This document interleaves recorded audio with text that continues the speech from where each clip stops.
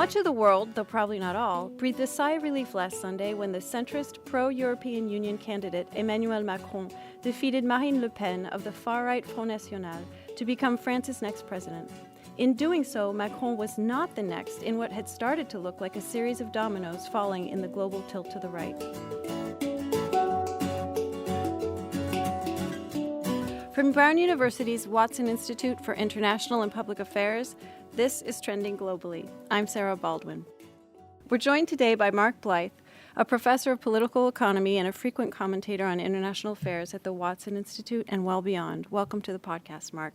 Always a pleasure. Thanks for being here. You're just back from London? Yes, I was. Oh, we appreciate your coming in today.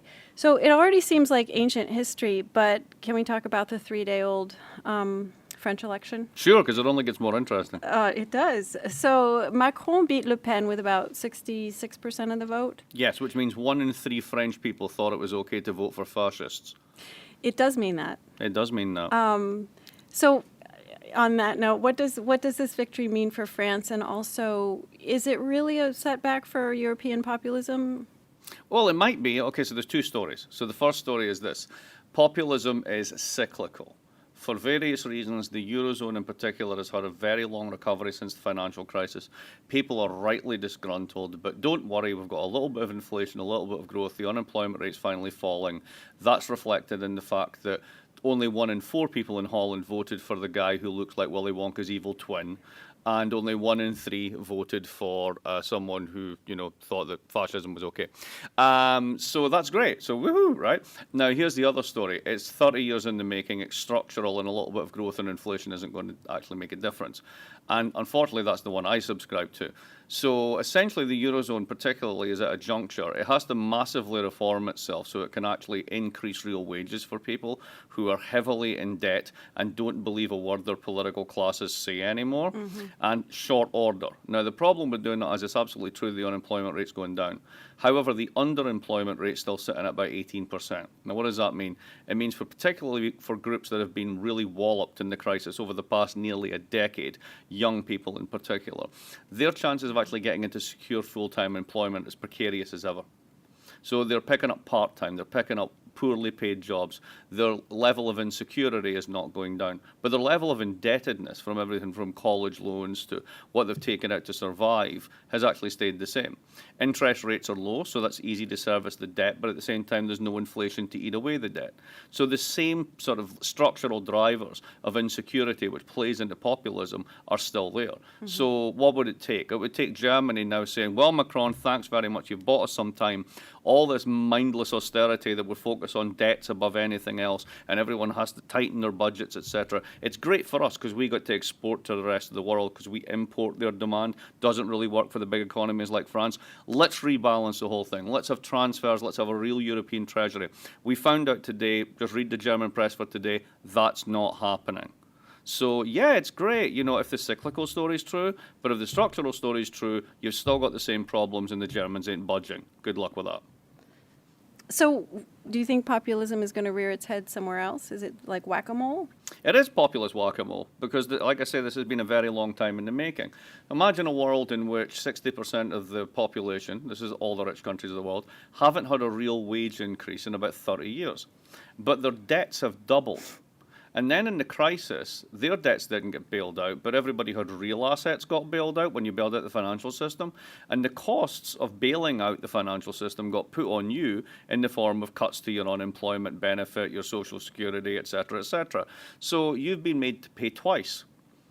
So that's the background. Now, you're going to have to redress that balance by basically taking people that haven't been in full-time work for a decade nearly and getting them up to a skill level whereby they made up all their lost earnings and they are fully integrated parts of society. Oh, and by the way, aren't we having a robotics revolution in the middle of this? Oh, right. Right. So when you add all that together, right. What do you think Macron's biggest challenges are in the immediate? France is going to be voting. It's got parliamentary elections coming up in June. How do you think those are going to play out? Well, let's put it this way. A guy who's basically a media creation of the Parisian elite and everybody who's done well for the past 30 years as a fantasy boy object has no political party. represents no one. He has a movement called En Marche, but they've never actually had a march. Well, So I don't know why they're called En Marche. They've never filled a stadium, as far as I'm aware. Not sure he actually represents anyone. So he's going to walk into the Council of Deputies, and they're going to go, yeah, we'll do exactly what you want. Now, imagine that they do. He already said what he wanted, and he wanted the Germans to change policy. We need a whole new EU. And the Germans this morning said that's not going to happen. So what's going to happen is sort of the fantasy figure is going to turn into I can't do anything, is going to turn into Hollande, only a prettier version, and we'll be back to square one. If France doesn't go, where's next? Okay, think about it this way. There's elections coming up in Italy. The Italians haven't grown in 20 years. Now, they haven't grown since the day they joined the euro. Now, is that causation or correlation or just coincidence? I'll leave it up to the Italians to decide, because they will. Now, let's suppose that, given the weird nature of their parliamentary politics, Beppe Grillo, the left-wing populist, actually manages to get the majority, and they don't have this weird two runoff where everybody has to vote for someone else or whatever, right? Now, let's just say that him or somebody like him does the following. I'd like to have a referendum on the euro. Now, here's what happens. Everybody who's got savings or assets, they're denominated in euros if they're in the eurozone, unless you're really rich, and then they're denominated in dollars and they're hid in Delaware. But that's an entirely different story. Now, let's say for normal people, you've got savings deposits in France in euros, and the Italians say, let's have a referendum on the euro. Everybody who hears that should immediately try and open a German bank account. Because what that means is that you might be with Nuevo Pesetas or New Francs or something like this, or New Lira very shortly.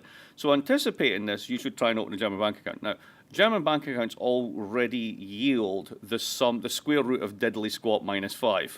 Right? So imagine all the money in Italy flying into Germany to try and open a German bank account. The only thing the Germans could do is put up capital controls, which means the end of the euro instantly. Or alternatively, they issue bonds. They issue like 60% of GDP in debt to stop the appreciation in their exchange rate, which would go against every fibre of their being. Regardless, at the end of the day, the real euros would be the real euro countries, Germany and their allies, and anybody else who tried this trick would be Nueva Pesetas, right?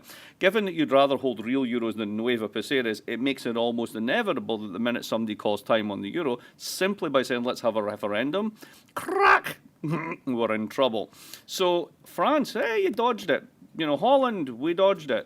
Italy, we might dodge it. But the fundamental problem is you have a eurozone that is not producing jobs and growth for the majority of the people, hasn't done for 10 years. The populists are feeding on this. Unless the institutions sort themselves out and become much, much more growth-oriented, it's an accident waiting to happen. Oh, geez. Well, we'll see. We'll call you in after it happens, and you can update us. Comey, thoughts? Funny, isn't it? I mean, what's really funny about it is the fact that, here's a guy that Democrats have been going on for months about. He's untrustworthy and he's partisan, he's political, and now they're all outraged about the fact that he's been fired, right? Now, of course, it is singularly weird why he's scary. It's not scary. The president is allowed to do this, right? So the guy decides that the guy's not right for the job. He had a show called The Apprentice. He did this all the time. I don't know why anybody's surprised by it, right? So he fires this guy, and everyone's like, this is outrageous, right? And then it's always not outrageous, all the rest of it. Okay, what's really funny is, if this is all connected to the Russia thing, which, I think is mainly noise rather than signal, but it is kind of weird that the day after he fires this guy, the Russian ambassador is the guy who comes to visit the White House. I mean, it just looks bad. I'm just saying, it just looks bad. As for sort of, what's really going on, I have no idea. Nobody saw this one coming, and it's just happened, and we'll see where the dust settles. I don't do optimism. I do cocktails. Mark, thank you for coming in today, and we're going to make you come back and talk to us again soon. Excellent. I will try and be more positive. Thank you, Mark. Bye.